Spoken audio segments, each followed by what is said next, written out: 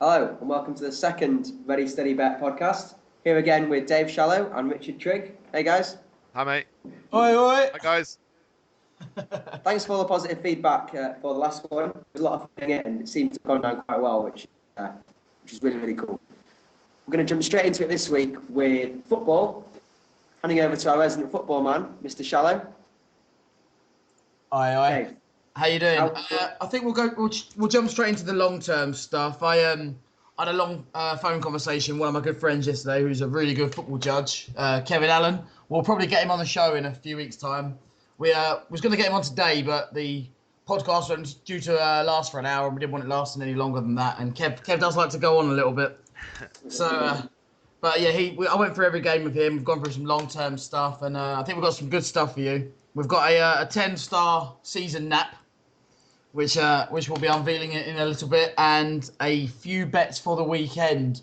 Rich, Stuart, have you got anything you fancy long term? Just the first 3 games. Well, there's a little mini league to do. If you go to Oddschecker on Group C, there's a match bet between Newcastle, Swansea, Fulham, Southampton, Sunderland, West Brom, and Villa.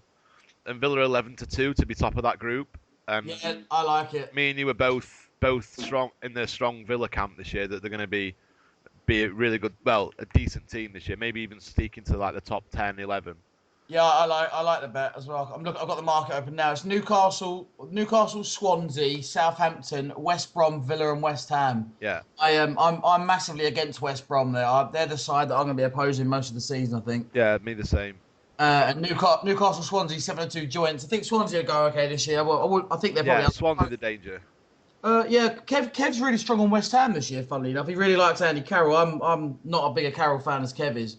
And he actually thinks the Downing signing is pretty decent for West Ham. Maybe that Downing was a bit out of his depth at Liverpool, and that this is probably his level. He's probably a decent player at this level. Yeah, when a guy like Downing, who's attracted a lot of money in transfer fees, when there's less scrutiny on him at West Ham, he can just get his head down and start playing. And there's not as much limelight on him. Yeah, players often do a lot better at those kind of teams. Yeah, of course. I think it's a really good signing. At this level. I think it's a pretty good signing actually. For like 6 million is nothing these days. So I think it's not bad. Was it 6 million he went for? Yeah, I think it was 5 or so. Kev's really strong on West Ham anyway. So in that market, I'd be against Newcastle, definitely against West Brom. Swansea are probably underpriced anyway, even though I think they'll go decent. Yeah, 11-2 Villa. I think you've got a little bit of juice in that price. I think they're probably like a true 4-1 shot, like 7-2 4-1 shot. Well, about 4-1 shot. So got a bit of juice in that. That's probably like the long term. But obviously, you know me, I don't like to tie my money up for a season. So I like to get bets like on the day, like opening game days, like goals galore. I want bets that sell at half time, mate. I can't even wait for the full 90 minutes, you know. So no good asking me about anti-post stuff. You want to get the money straight back in play, don't you, Trigg? Exactly, mate. There's no good at sat in an open bet in Paddy Power for. Yeah, that's the bookies just make interest on that. I want it in my hand. I want it as a tool. I want to use this money. I've got the dogs later on Saturday night, mate. I've got things to do. I want to withdraw it and like get some money borrowed until it clears. You know, that's not how I work. The worst anti-post bet I ever had was one. It was probably the best bet I've ever had in my life. It was I bet Beckham to make the England World Cup squad about 4 or 5 years ago. This. So yeah.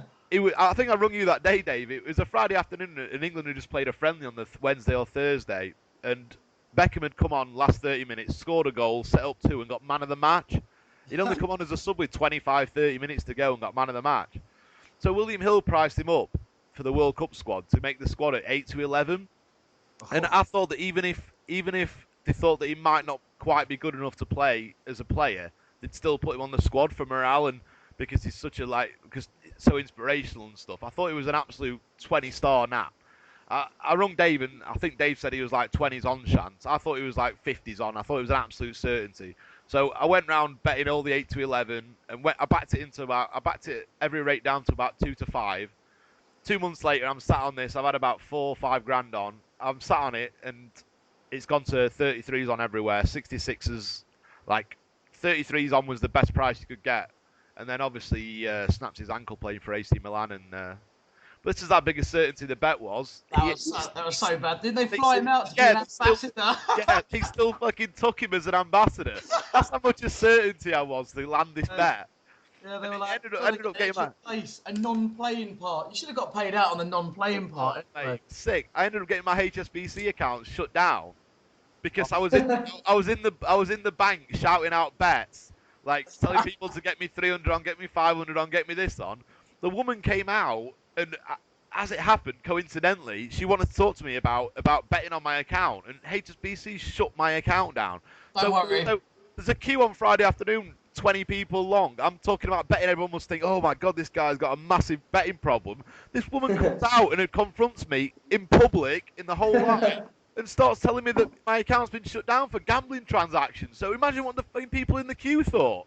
I was so dumbstruck. She never took me into an office. She just talked to me like oh my God. And I lost the bet as well. Like 5 months later, I was out in town. My phone started ringing. I was like, what's going on? Everyone was just like, oh no, mate. Oh dear. I wouldn't have done that, Beckham. I was like, oh God. Everybody's going round to Trigg's house, making sure he's not dangling from the shower. Well, the shower curtain. It wasn't that bad, but it was pretty gutting because I was like, I'd already planned now to spend the $8,000 or $9,000 I got back. Like, it was already spent basically. So. By the way, that's not the first HSBC account done. Mine got closed down after I won the Wookoop. Obviously, it was like 600k, like 400 English was gone in there, and I've obviously had to send out half of it to backers and people that had shares and stuff. About 3 months later, I got a letter saying to stop taking transactions on behalf of other people.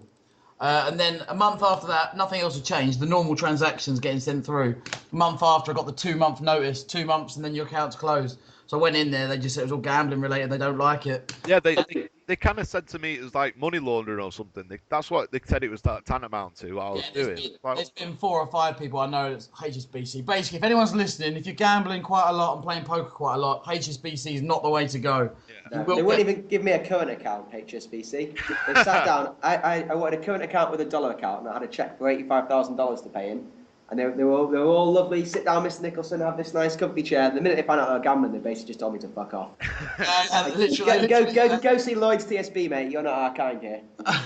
You're none of you gamblers. Yeah. By the way, Rich, talking about the Beckham bet was betting him not to get injured, yeah? Yeah, basically, yeah. Robin Van Persie, each way 4-1, caught the odds top 4, top goal scorer in the Premiership. What are you betting on there? You're betting him not to get injured, yeah? Yeah, basically. We're going to talk about a bet to nothing. To me, that's you're betting on him to get injured. There's a bet to nothing. How can Van Persie be out the top 4 goal scorers in the Premiership if he doesn't get injured? No idea. He can't. Surely he can't. He takes penalties. He takes free kicks. He's going to start every game. Doesn't Rooney take the pens though, or Van Persie take him now? Mate, Van Persie takes the pens. Don't worry about that. Oh, that's good. That's good. Look at anything else in the goal scorer market. What about Lukaku? A lot of people fancy him to be top scorer, Golden Boot this year. Yeah, 20 and 25 to 1 everywhere, Lukaku. I think. I think it's a bit of a gamble, I guess, because it's obviously could be anything. Kev thinks he's going to be really, really, really good, and I tend to agree. But I don't know how often he's going to start. I mean, they've bought the Shirley geezer from Germany. It's going to probably play up top on the left, and obviously I think he's going to go with Torres for the middle. And then they've got Demba Ba as well, so they're probably going to play like with Torres through the middle, Shirley on the right with the 4 across the midfield. So I don't know if he's going to start. That's the problem. You're betting on if he was going to start every game. I love the bet. I just don't think he's going to start. So a lot of people think they're going to go 5 across the midfield: Ramirez, that Van Ginkel, Mata, Moses, Hazard, and then just have 1 up top like Lukaku. Yeah, that's what I'm saying. I think it'll be Torres up top, and I think they'll play the Shirley geezer out wide left. What, you think Lukaku will start on the bench Saturday? Yeah. I think he might. I think he's going to start going on the pre-season games. I've had a look at the pre-season lineups. Is Lukaku started twice, come off once. He's had 1 start, Torres, and come off 3 times. To be honest, they're at home against Hull, so I wouldn't take it. Put it this way: if they're at home against Man United, I think they start Torres all day long, every day. Home against Hull, he might tinker a little bit. I'm not sure. I know people don't really tinker with the lineup first game of the season, but trust me, if they're home against Man United, Torres' name is down on that starting sheet. If you ask me. So I think, I do like him. I just think you're betting on whether he starts enough games to be top goal scorer, which I don't know. If you've got Jose Mourinho's phone number, give him a call. And Chelsea get a lot of goals from midfield, obviously. So it's a bit of a risky proposition backing any Chelsea player to be Golden Boot, if you ask me. But yeah, I just think that Van Persie is just an each way. It's just solid, yeah. I mean, put it this way: he's 8 to 11 to lay for top 4 on Betfair. So straight away you're getting even to about the top 4. He's 8 to 11 to lay, and I think the 8 to 11 is probably arguably value anyway. I mean, if he doesn't get injured, he cannot be out the top 4. That I'm going to say it now. He cannot be out the top 4. They've got question marks against everyone. Aguero, second favourite, 10-1. Apparently, he picked up a knock the other day. He's been playing poorly pre-season. Suarez out for the first 6 games. Rooney, they're not even sure if he's going to stay. If he stays at United, he's obviously not first choice up front. Plays a bit behind. I couldn't bet him at 16-1. No chance. No way. So Dardo, first season. I just can't have people in their first season. If Bale stays, obviously, then he's you're not going to be on the pens and stuff. You got Benteke at 20s. Obviously, that's by the way with the Aston Villa bet. Your life is in the hands of Benteke. He's the best footballer in the bottom half of the Premiership, without a doubt. He is the difference between Villa being a 38-point season team and a 48-point season team. Even at Bongahor had a good end of the season last year. I like Villa. They played well. They're fast. They score goals. They've got a load of pace. Yeah, they've got pace. They've got something about them. Yeah, going through the top goal scorer. Next in Sturridge. I mean, obviously scored goals towards the end of last season, but if Suarez stays, then the goals are going to be spread out between him and Sturridge after the first 6 games. I can't have Sturridge getting that much football this year. I really can't. By the way, how about for the worst price I've possibly ever seen in my entire life, Gareth Bale, top goal scorer for the Premiership with Coral, 10-1. Wow. He's 5-2 to play in the Premier League. Jesus Christ. Is it no more than no bet? Like if he doesn't, or is your bet just dead? I think at least Dick Turpin wore a mask either way. It's an absolute disgrace. Yeah. He's you can take 38s on Betfair basically, and he's 10s with Kroll. It's the laziest, worst piece of odds compiling I've ever seen on an anti-post market. It's disgusting. They should be shut down for offering stuff like that. Basically, then you got Bale, the Negredo guy, can't have him really. Torres, 25s. I mean, if Torres started every game, and wow, I say come back to the form of old. Yeah, it's all how Torres and Lukaku start, isn't it? If one of them starts firing in, then the other one's going to be left on the bench and not get a look in. If they start well, obviously either of them can get like 20 a season, I reckon. Especially Torres. Could you back them both at 20-1? I think that's not a bad bet. But as we said, Chelsea get goals from all over. So the emphasis has never been on Chelsea for a striker to score 20 a season. The emphasis is not on that.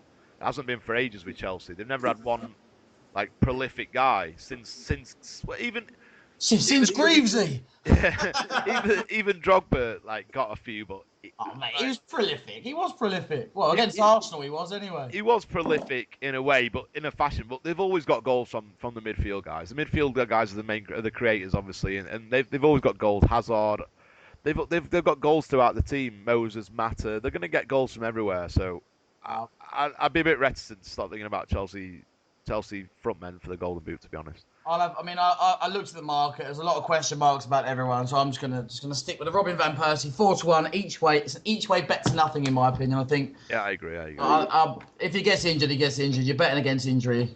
He hasn't been injured for the last 2 seasons, so even though he's got injury-prone history, the last 2 years he's been fine. I think we'll stick with that for the meantime. Going back to Chelsea, the bet that I like, it's not anti-post, but it feels like anti-post for me. This is a long-term bet for you, this one, isn't it? Yeah, this is. The most goals after the opening 3 matches, Chelsea are 100 to 30. They've got Hull at home, Villa at home, and Man United away. So we're looking at probably averaging maybe 2.8 against Hull, maybe like 3 against Hull as an average. Villa at home probably average about 2.8 again. And then Man United away probably average 1.3. What do you reckon, Dave? About 1.3 Man United away?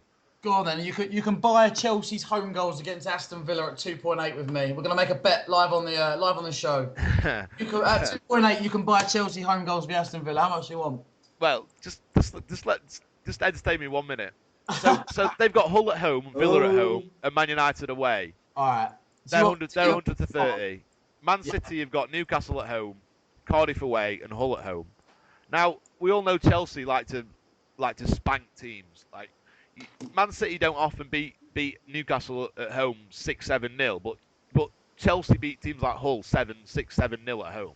They always have done. They just score goals and flow when they're winning. I can see Chelsea scoring heaps of goals against Hull on Sunday. I don't mind your betting. Actually, I think their value compared to City. I can bet City at that price. The thing is, there's always a couple of funny results in the first few games. I'm not suggesting putting up a long shot or anything, but there's always a few funny results. Like I think the last couple of years been a team win 4 or 5 away from home that you'd never would think. So I think I'd definitely be against City at 5-4. The only thing is we're going to put one thing. There is one firm betting on it. Yeah. Who's that, Rich? Stan James. Stan fucking James. So basically, 90% of our listeners won't be able to get a coin on anyway. Yeah. So 100 to 30 Chelsea is I think is a bet, and maybe save small on Arsenal. They're the only 2 teams that I can see. Well, obviously, and City, but City are massively underpriced at 5-4. I mean, Cardiff aways, arguably, their goal expectation at Cardiff away is only probably slightly better, in my opinion, than Chelsea's away at Man U. I mean, going to the Welsh teams this year is going to be a nightmare for big teams, especially the first home game of the season. Well, it's a shithole as well. You have to remember, it's like you're going to a third world country, so it's Chelsea. It's a massive tilt instantly. Everyone has to get their injections. If City get a 1-0 win over there, they'll be delighted with it. Like, I just think Chelsea are gonna smash him in early. I think 100 to 30 is massive. I think it should be more like 5-4, 7-4. Wow, I can't have City at 5-4. I would love there to be a market on Betfair. I would be taking City on at 5-4. Yeah, that market. Big time. Who's next in the bet? It must be Arsenal next in the bet. Yeah, Arsenal 9-2, and then Spurs 8-1, Man United 9s, 12, and any price you want the rest. I mean, Arsenal have got Villa at home, Fulham away, and then Tottenham at home. You think the Tottenham home game's bad for the bet, but really it's goals in that game. Yeah, exactly. It's just always goals. I mean, they're obviously going to concede, but every year there's goals in that game. I mean, I think I might have a little saver on Arsenal. Arsenal, yeah, I agree. Like, I think Chelsea's a good bet, and then save on Arsenal just to get your money back or slight profit. That's your long-term mark. You get settled by September the 1st. So that's it. That's as anti-post as I get. That's as far as I go. Hang on, mate. Surely, what about relegation? You must fancy something in the relegation coup. I like to get involved midway through the season in that. There's a few that I've backed recently that have big prices. Like, obviously, I mentioned last time Stoke. I bet them 100 to 1 to go down last year, and they got down to like 3-1, 5-2 in a place. But obviously, like, had a few good results. What do you fancy for relegation this year? Do you think it's just like we're playing for 2 places now, Palace? Oh, mate, Crystal Palace 4-7 with Coral. I mean, if you've got the money, that is 57% interest. If you ask me, if you rang the bank up and asked them for a 57% interest account, they'd tell you to fuck off. If you ring Coral, they'll say no problem, sir. That is 57% interest to me. If you want to, I've only seen that. I might make that bet as we're talking. Little Dave, that is 57% interest, in my opinion. Whatever you want to ring up, just give them a number, and they'll give you 57% interest on your money.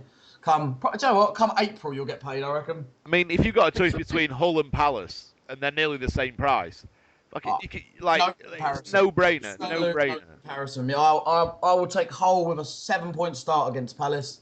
I mean, I think I've got the spreads up here. Hull only have 2.5 points on the spreads. I would be Hull minus 2.5. That would be one of the biggest maximums I'd ever have, I think, if I could get a bet on that. I think Palace are gone. I think they've got the weakest squad in the Premiership for a few years, and they've lost their best player. Have we got Dave in the anti-post market? I think the anti-post done. I'll go through the weekend's games. Kev was pretty strong on. Obviously, he said he fancied West Ham pretty strong anyway. He's quite strong on West Ham at evens against Cardiff. Thinks that's a small bet. I think West Brom are lay at 11-8.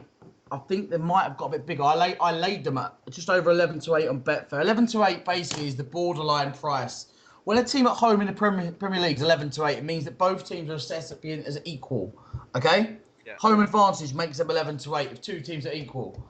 So basically, they're suggesting that West Brom and Southampton are equal. Well, I don't agree. I think Southampton are a better side. I'd bet them all day long, heads up in the Premier League this year. The spread firms agree with me. The fixed price firms agree with me. And they were basically 11-8, which to me just instantly has to be wrong. I don't even need to do too much research. West Brom are my team to oppose all year. I think they're lay at 11-8 at home.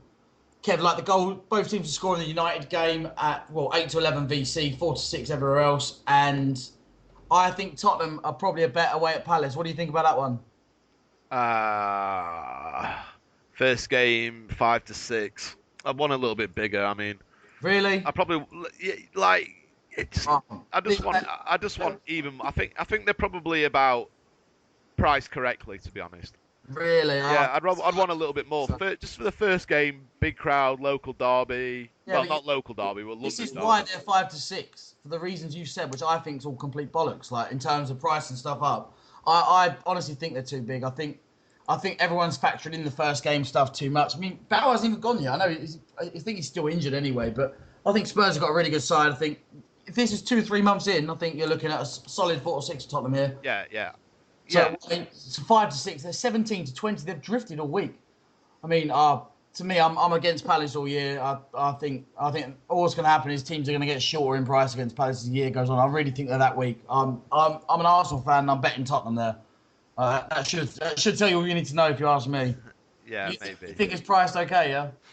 I just don't think there's that much juice in the price. I mean, obviously we've just said before, like it's tough to price a game wrong these days, especially in the Premier League. So everyone bets the Premier League. It's just tough for firms to get it wrong. And yeah, it's definitely tough for them to get it wrong. But if they're ever going to get it wrong, first game of the season is more likely. It's harder to price Palace up now than it will be in 2 months' time. Put it that way.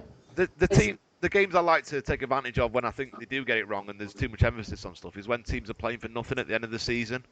Maybe, but then you've said stuff like, first game of the year, they're all up for it, a load of crowds shouting. I mean, surely if you're factoring that into the price, I just can't have factors like that. That, to me, if you watch the film Moneyball, that's the sort of stuff that, he's got an ugly arm, or he hasn't got a very good-looking girlfriend. Sort of factors that people take into consideration. They probably shouldn't. Yeah, I agree. But how much can that actually be factored into that price? I mean, not that much juice, but you get.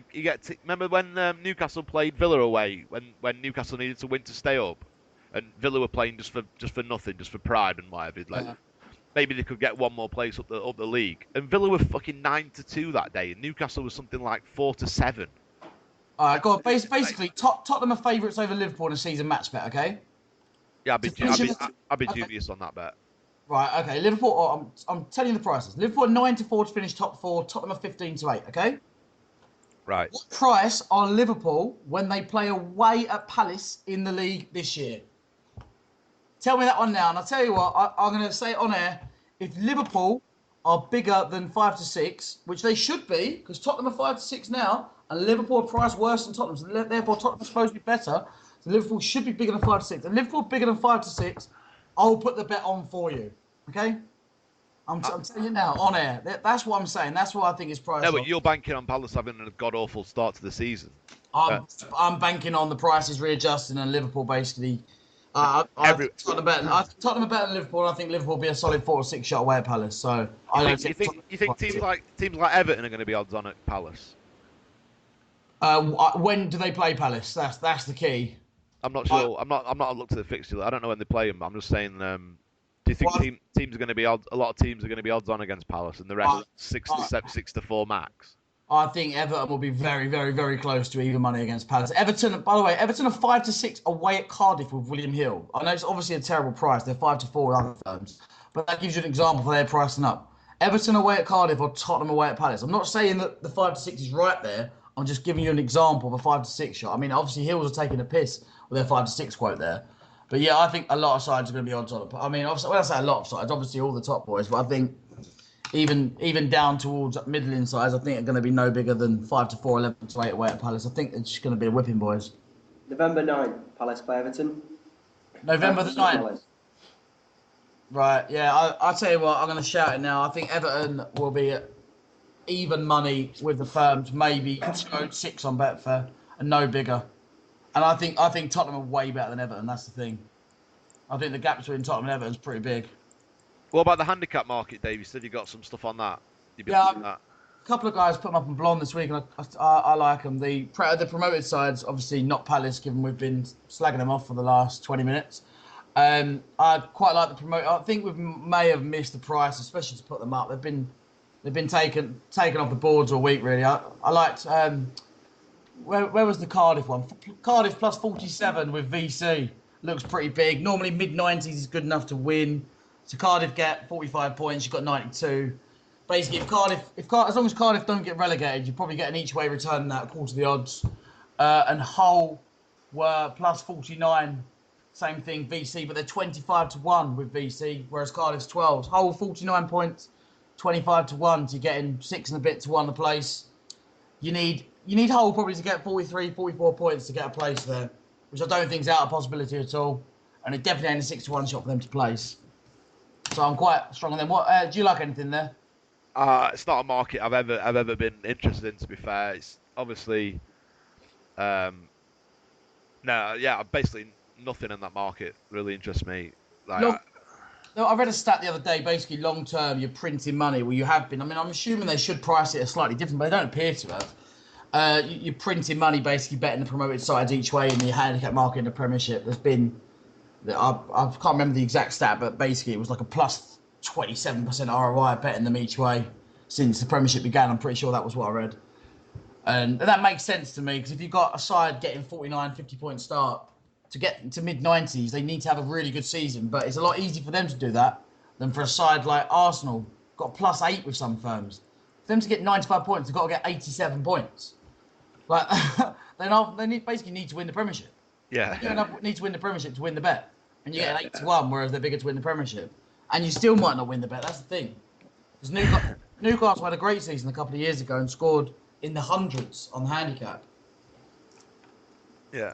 Well, I'm looking at other markets now.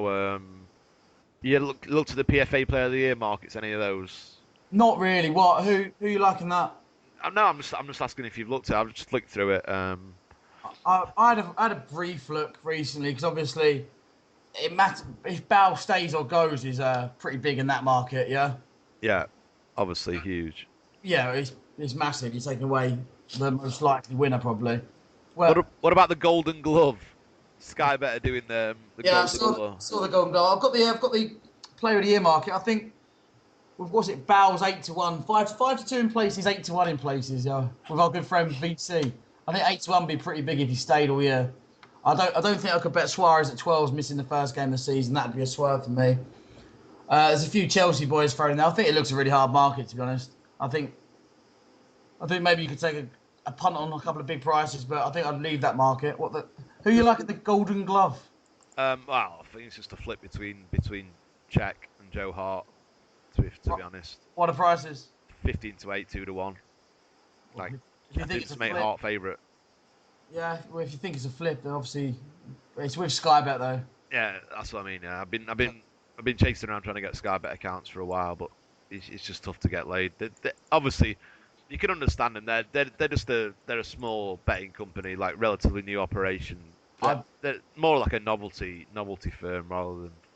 Well, I can't understand it. They're worth millions, yeah. Yeah, they're worth millions. What can you understand about that then? Well, they offer a lot of novelty markets, and it's more for small punters. They've got no history of being big bookmaker.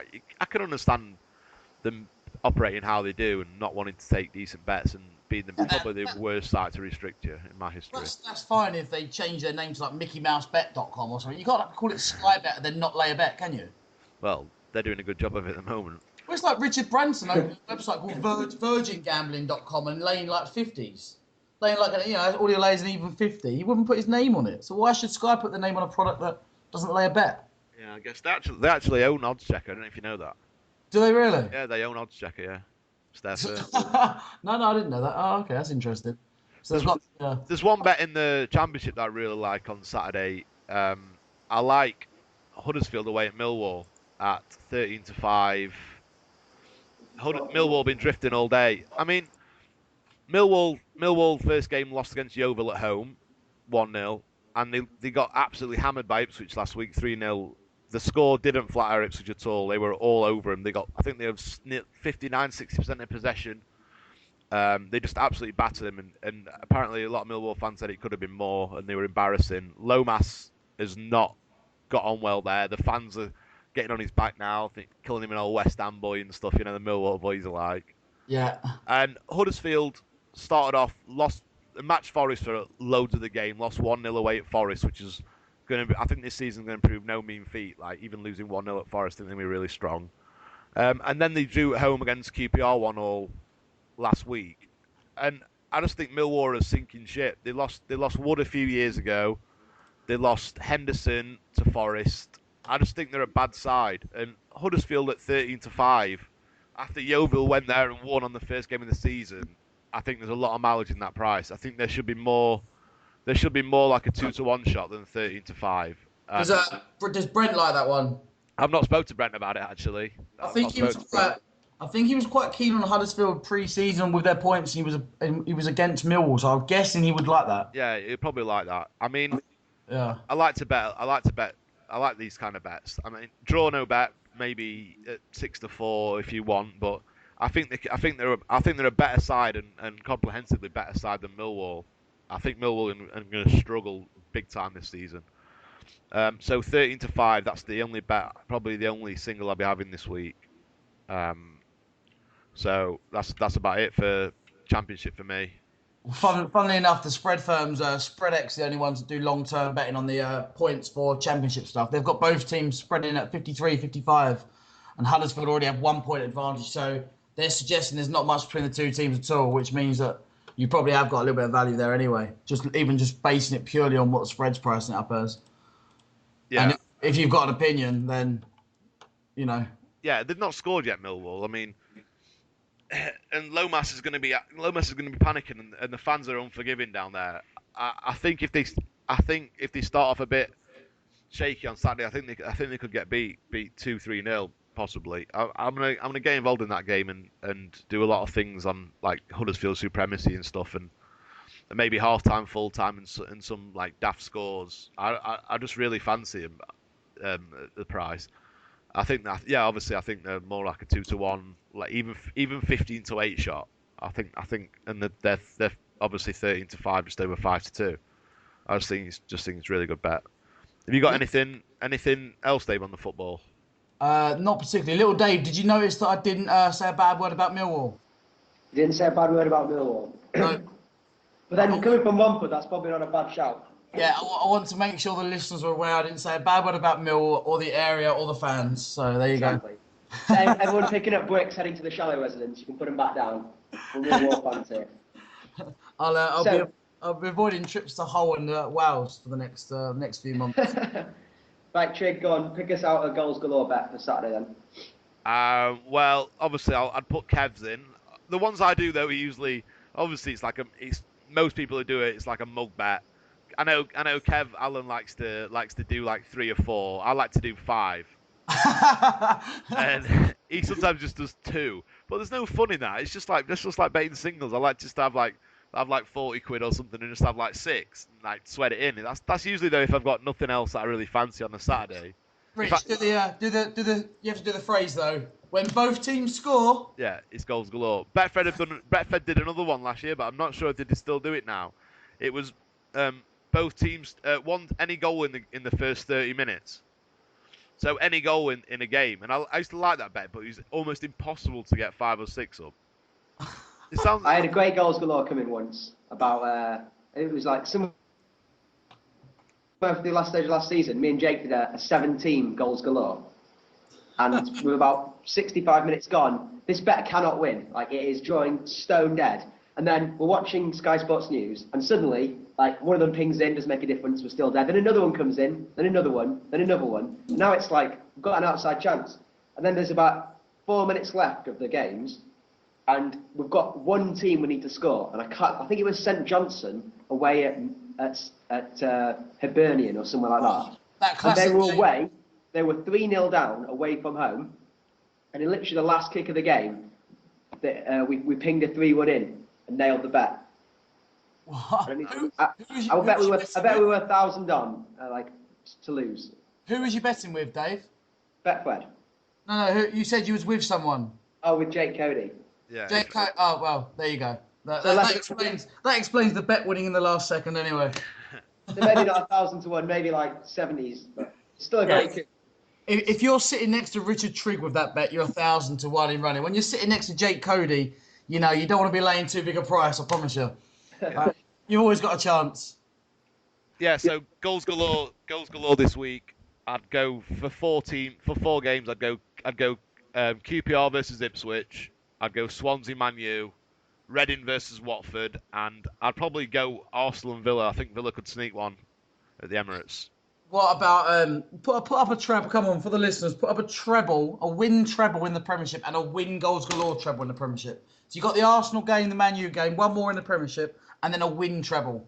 Oh, one more in the Premiership. Yeah, come on, it's on you. God.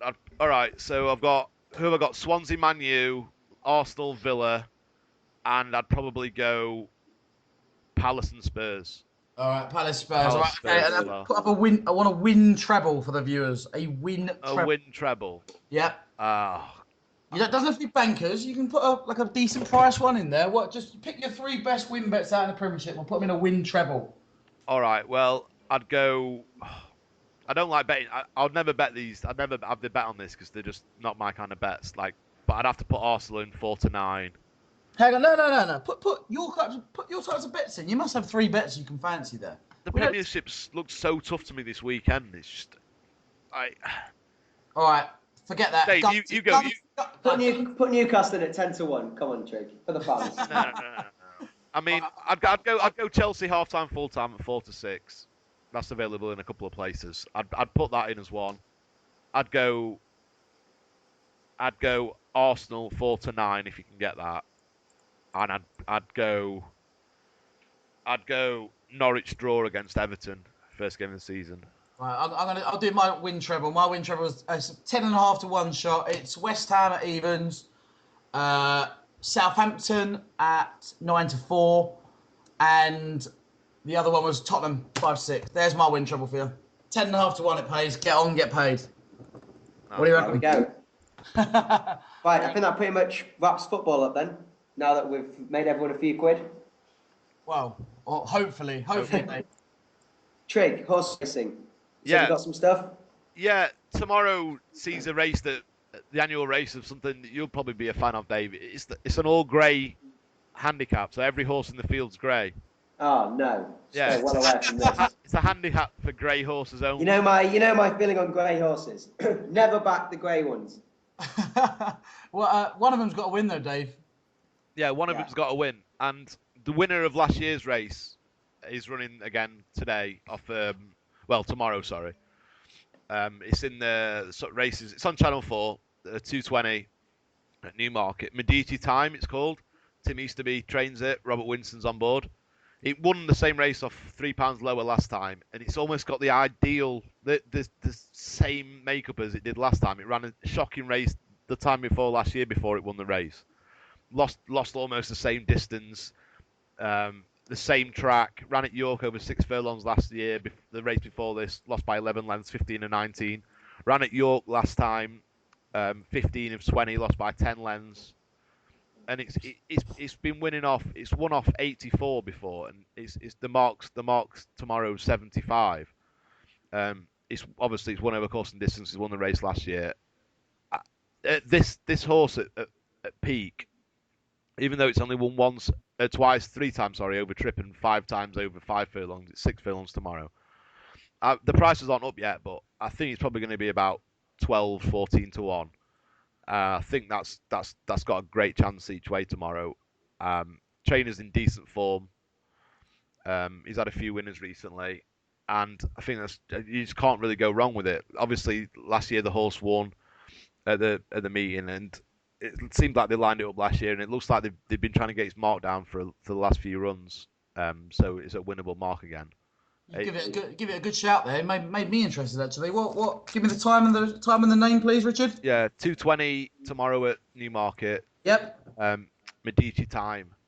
Lovely. I'd probably do a little saver. Obviously, it's like 15 run a handicap, so there's not much mileage going each way. You're only looking at 3 places, obviously. But Gabriel's Gift as well. I'd probably stick that in as a saver. Simcox.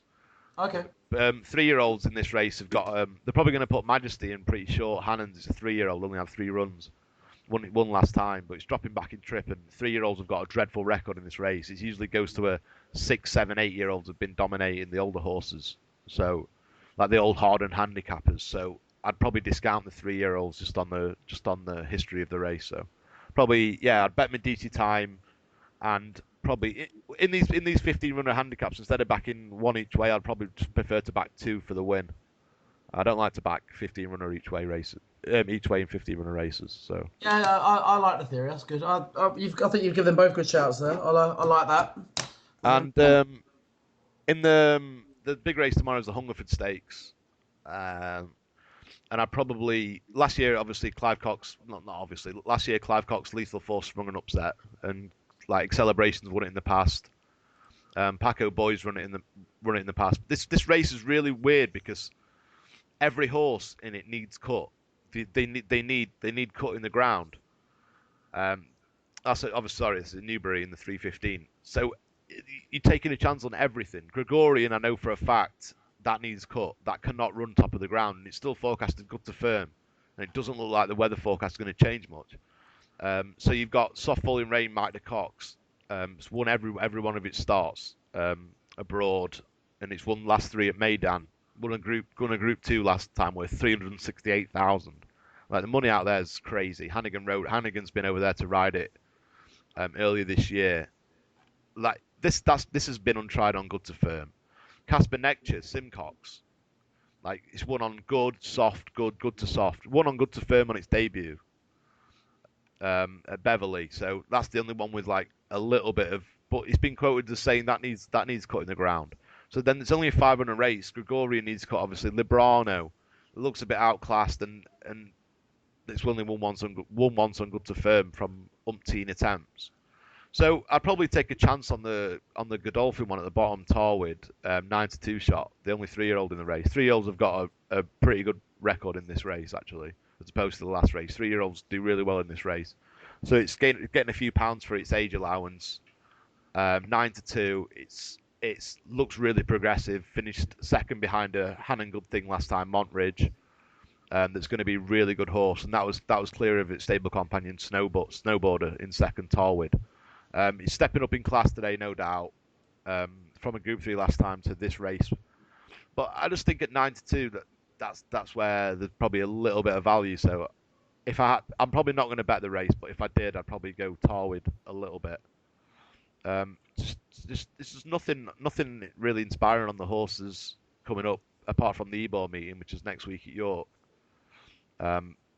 Yeah, tomorrow's just the Hungerford Stakes is the highlight. It's not a big racing day tomorrow, really, but yeah, if I had to have 2 bets, it'd be Mick Easterby's Medici time in the Grays Only handicap, and in the Hungerford Stakes, I'd probably go Tarwood just a little bit at 9-2. I think a little bit of value there. All right, like it, Rich. What anything you fancy particularly this week, Dave? Forget horse race. I know you don't like the racing or the grey horses, but anything you fancy in sport this week? Not really. I've been on holiday, so I've been trying to take a bit of a break. Tough gambling. Right? Tough at the top. But I'll be getting on Trigg's horse suggestions, as hopefully I'll get out of following Trigg into horse races eventually. Yeah, hopefully. Tell us about the bet you had, Dave, the other day, you guys. Oh, we had a 4-man flip. Lou's had to get his head shaved. Oh. Yeah, so these guys have all flipped a coin. Did you flip a coin or did you do rock paper scissors? No, we did coins like old school. They did coins. Like real men. Not spoof old school. That's how our forefathers would have gambled. Not spoof old school. Yeah. Yeah, my friends have stopped playing spoof with me because I'm not even There's too much skill. There's too much skill. Yeah, that's what I mean. These guys can't fathom out how I used to win at spoof. It's like they were playing it so wrong. I'm no spoof wizard, but they've stopped playing it now. They just like the pure chance games. They've even stopped playing rock paper scissors with me because they think I've got an edge in that. So I saw the greatest piece of rock paper scissors in history recently. I was at a wedding and we were doing rock paper scissors for who had to down gin and tonics, and an upstanding member of the poker community, who I will not name to protect his reputation, lost to this woman who was absolutely hammered. They were doing best of 3 and she beat him twice and she threw 6 straight rocks. Oh my God! Listen, Never seen anything like it. Hey, I've got the same story. Don't worry. We were in Goa about 6 years ago. There was a bill, and there was 8 of us. So we done like quarter-final, semi-final, final, rock paper scissors. You play who you're sitting opposite. Willie Tan. Willie Tan didn't seem to know how to play the game. All he'd done was threw rock every time. Now, Robin Keston got heads up against Willie Tan in the final. I don't think Robin had clocked that Willie had thrown like 12 straight rocks. And yet they managed to, it was the first of three in the final that lost. First of three obviously won, and then the loser paid. But it managed to get 2-2 with Willie throwing 4 more straight rocks. And Robin still hadn't clocked. And obviously Robin luckily had gone paper on the last one to clinch victory and make Willie pay. But You're thinking a best of 5 match, at least chanced 1 paper, wouldn't he? Yeah, Willie, I don't think he knew how to this day, I don't think he understands the rules. He just kept putting his fist forward. Obviously, if Willie was in the flip anyway, it means that he must have been doing all right. So you can't feel too sorry for him. Yeah. So Rock, paper, scissors always reminds me of the Chase the Lady game. You know, I got absolutely turned over when I was about 15. We were in Benidorm on the lads' holiday, first lads' holiday ever. My mate's parents were there, but they were like in a different floor of the hotel. It felt like we were all on four lads on our own. And I went down to the beach one day with the lads, and I just scooted off myself. So I'd wander around, and I saw a crowd developing on a corner, and it was where they had little egg cups, 3 egg cups, obviously, and then there's a little pea inside one of them, and they're switching them around, and obviously the coup is they get some woman to pick them out every time, and she's right, and then you give some money. It's like even money, so you give them like €100, or back then I probably had 20 quid, 30 quid on it, and it might have even been pesetas back then. I'm not sure. And yeah, obviously she picks out the one that's wrong, obviously, and they get your money. And then after about 10 minutes, I've done like another 100. I'm like, hold on, am I getting conned? Obviously, wet behind the ears, like the oldest queue in the book. Fuck it, that is wet behind the ears. Yeah, I was 15. The same holiday, I managed to get one of those little buggies that had a pedal and a brake. I had 3 wheels, and I managed to take that near Valencia by accident. Because that's a good effort. I got lost on the wrong way system. My mate's dad had to lend me 500 quid to get me ready, so to get me like safe for the trip. Nice. Well, one thing we forgot to mention, by the way, completely coming off track there. We put some golf bets up on the Twitter account this week, didn't we? Yeah. Yeah. Actually, one of them is now favourite in running. Just birdied the first hole today. Zach Johnson 7-1 favourite in running. I think we put him up at 14s each way. We put Webb Simpson up at 14s each way. He had a bad round yesterday. He actually missed 5 birdie putts from inside 12 feet, which is pretty terrible for a professional golfer. So his chances are looking less likely than Zach's. But we've got a decent runner there in Zach, and we'll in future we'll be putting bets up on the Twitter account, won't we? Little Dave, you're in charge of that. Yeah. So it's at Reddie Steady Bet. Perfect. And basically, if we only put the podcast up on a Friday and possibly Mondays, there's a lot of bets during the week that we're not able to put up, so we put them up on Twitter. So obviously everyone follow it and they can listen in. Anything else to wrap up, little Dave? No, I think that's everything. Yeah, we're going to be getting a few guests on in future, probably starting after the next episode. We're going to get people who are experts in their field of sports betting. We'll get round to the best gambling coup stories on the next one as well, because this has been really good bets rather than more stories and stuff. We'll get some of the good gambling stories because they always cheer you up on a miserable day. Yeah. Especially ours, because they usually end in disaster. Yeah. Yeah. Oh no. Some form of calamity.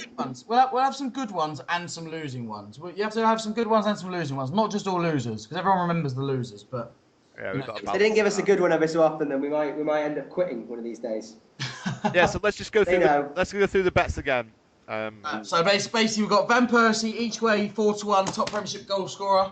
Each way bets nothing. Palace 57% interest with Corals, best bank in the world to get relegated. Palace to finish bottom 12-5, decent bet. Then we fancy Chelsea for the first 3 games, top scorer 130, save on Arsenal. 9-2, if you can get on. We fancy small bet on West Ham at evens. We fancy Lane West Brom at over 11-8, or possibly betting Southampton at 9-4 if you want to go that route. You like Huddersfield away. I like Huddersfield away at Millwall. Huddersfield away at Millwall. 13-5. A variety of ways you can support them. You can either lay Millwall or you can be with Huddersfield. You put up Huddersfield to win, so we'll stick with that. Kev fancies goals galore in the United game, the Swansea Man U game at 8-11 with VC, 4-6 elsewhere. What else do we put up? I fancy Villa to sneak 1 goal at Arsenal. I think that'll be a goals galore. So you fancy a goals galore at Arsenal? Do you? What price was the goals galore at Arsenal? Did you check? I'm not checked. I assume it might be close to evens. I guess maybe. I'll look now. 6-5, I guess. It's not a market I'd looked at, to be honest, in the Arsenal game. Both teams to score. Here we go. What else we put up? What's the racing you put up? Oh, the racing, yeah. Medici time in the 220 Grays only handicap. As long as it's like 10-1 plus. I wouldn't be betting it if it was 6s or 7s.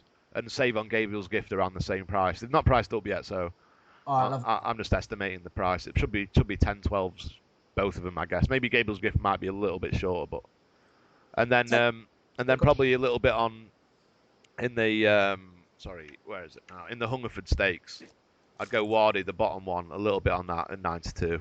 They're the only two bets that I think are decent value. Well, will be decent value, should I say?